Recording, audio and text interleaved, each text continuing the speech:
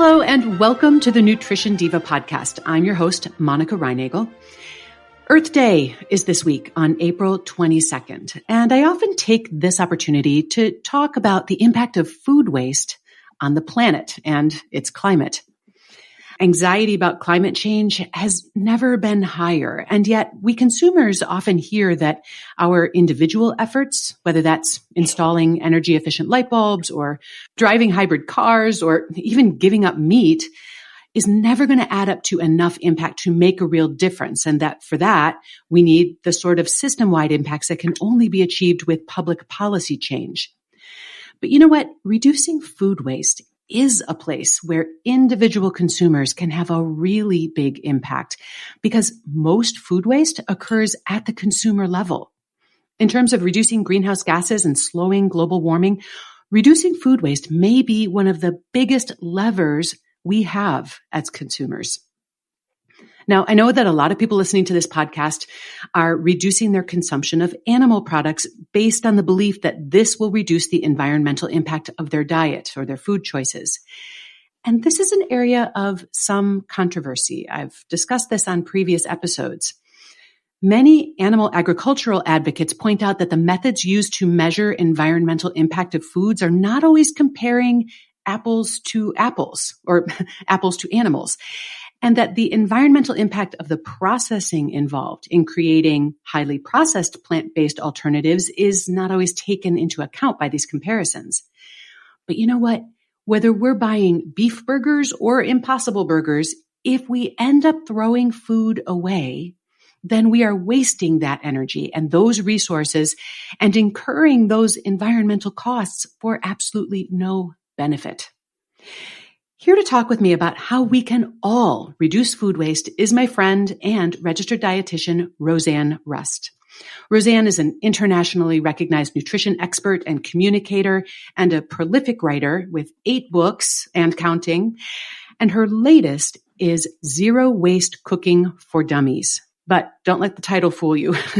Although it is certainly accessible and approachable, just like Rosanne is, there is nothing dumbed down about this book. It's an amazingly comprehensive and wide-ranging effort, weaving everything from agricultural practices to nutritional factors, time management, budget considerations into this larger topic of reducing food waste. So welcome to the Nutrition Diva podcast, Rosanne, and congratulations on this book. Hello, Monica. Thank you so much. Thanks for having me. It's great to be able to chat with you today. And yes, it's for dummies. It's about making learning easy and hopefully a little fun.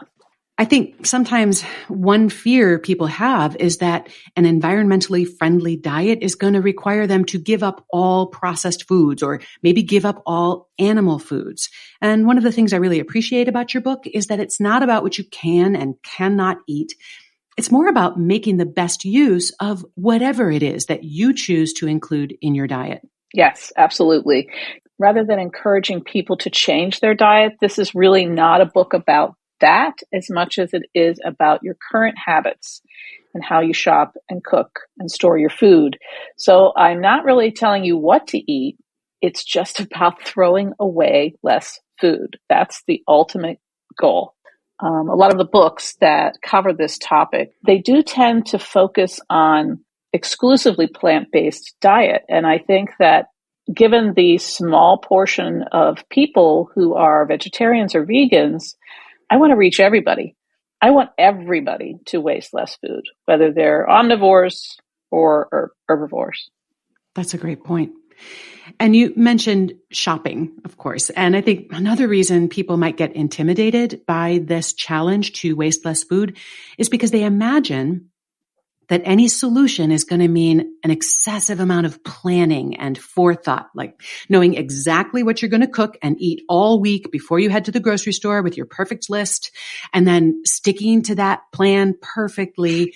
So what I'm hearing is that may not be what it takes to make a difference here. Right. It's about progress and it's about awareness. It's about starting to just think about the food that you currently throw away. You know, that might be a first step. Literally take a look at your garbage or just say, I'm going to look at the food I'm throwing away this week and then think about it. Why am I throwing it away? You know, what happened between buying it and now when I'm putting it into my trash can, what happened? Was it a time issue?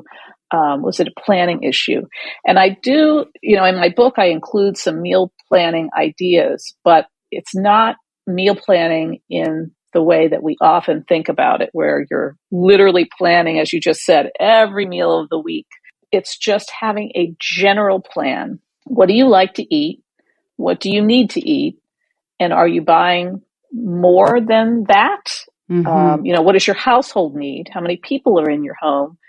I think especially over this past 2 years, it seems like 3 years or 30 years of this pandemic we've lived through and we are living in, households have changed. It might be either more people in your household or less people in your household. And when things like that happen, our shopping habits, our cooking habits, everything has to shift.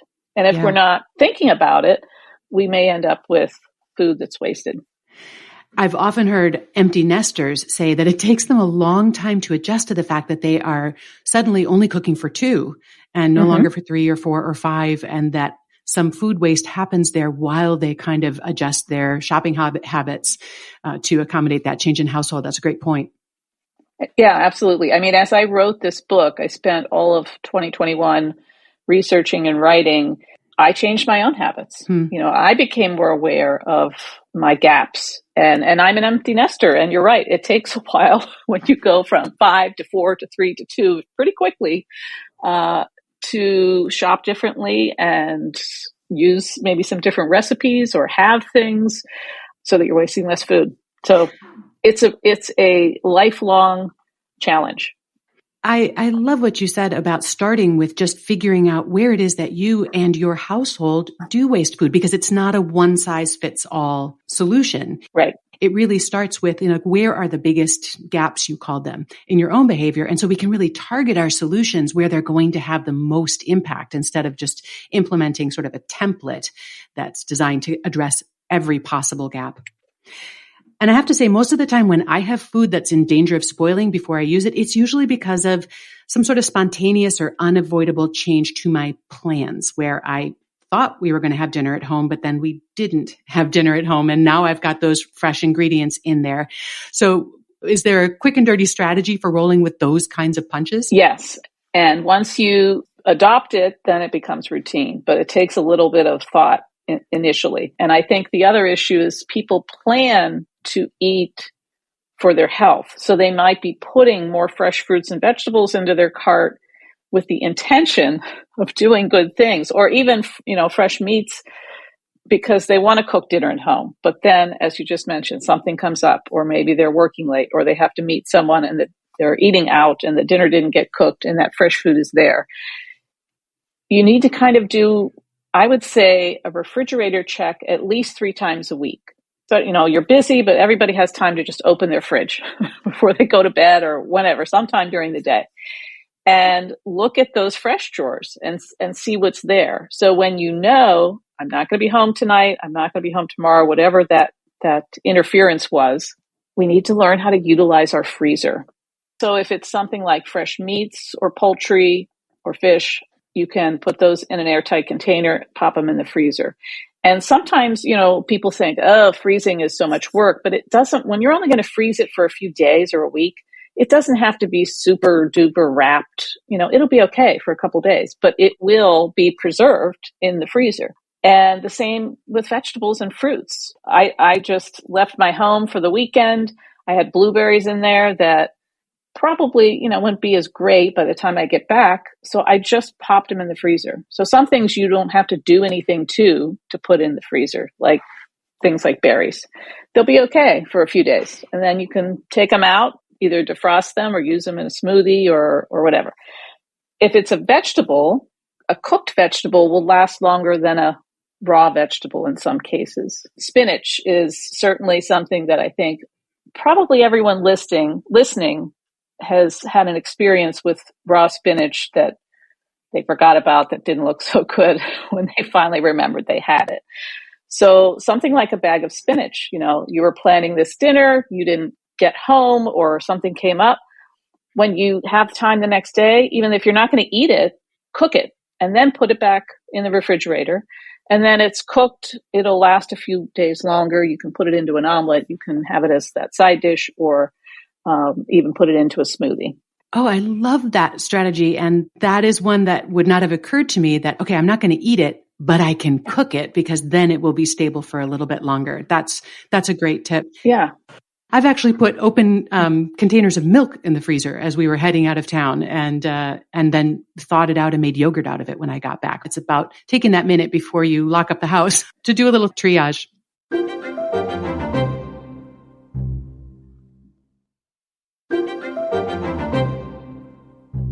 So much of this comes down to inventory control, right? Knowing what you've got and about how long it's going to last, and then prioritize, or maybe it's triage, making your meal decisions based on what's going to go first.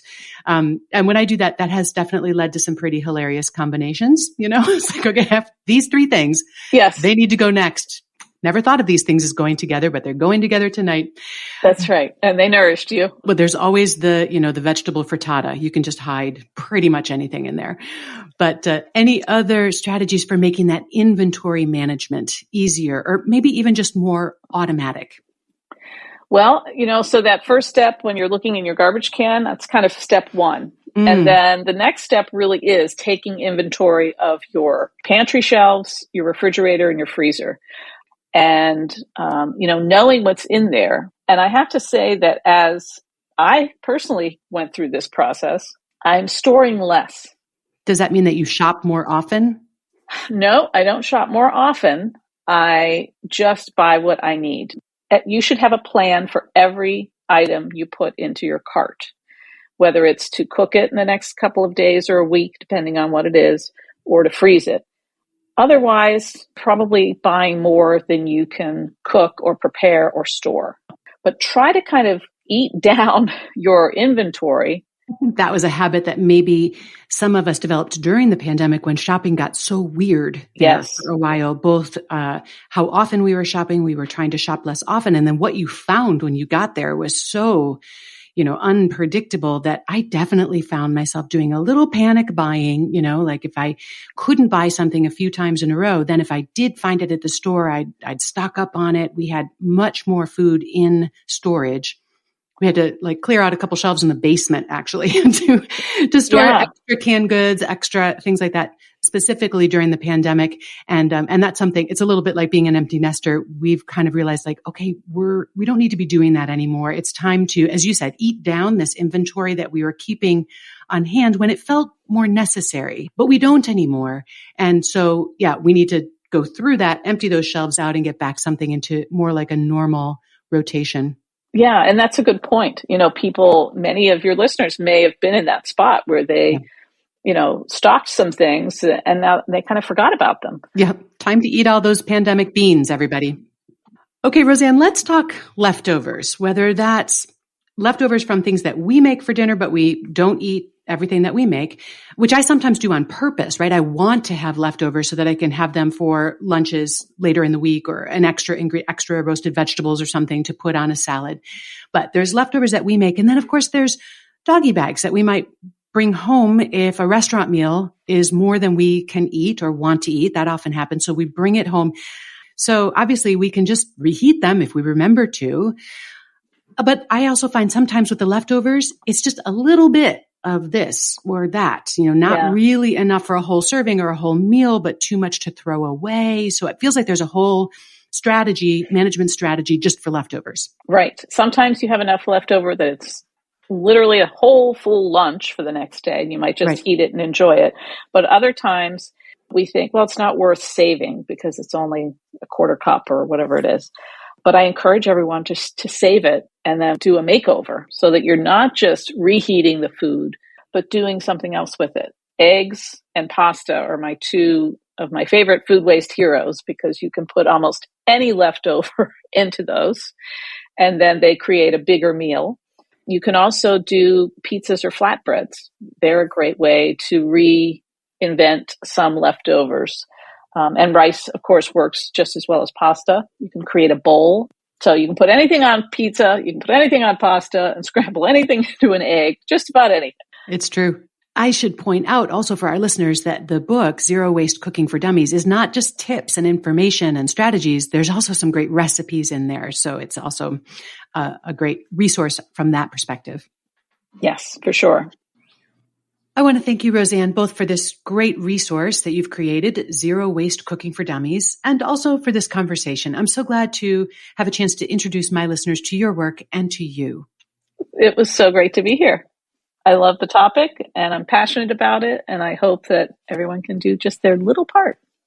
You can buy Zero Waste Cooking for Dummies wherever you shop for books, and check out Rosanne's blog at chewthefacts.com. And that's also her handle on most social media channels, Chew the Facts. So go find Rosanne wherever you like to hang out. The Nutrition Diva Show is a quick and dirty tips podcast. It's audio engineered by Nathan Sems with script editing by Adam Cecil. Our marketing and publicity assistant is Davina Tomlin. Morgan Christensen is our podcast and advertising operations specialist, and our intern is Brendan Pika. I'd also like to invite you to check out my other podcast with Brock Armstrong. It's called The Change Academy, and we talk about the strategies involved in sustainable behavior change. In other words, how to translate what you know into what you do on a consistent basis. You'll find that wherever you listen.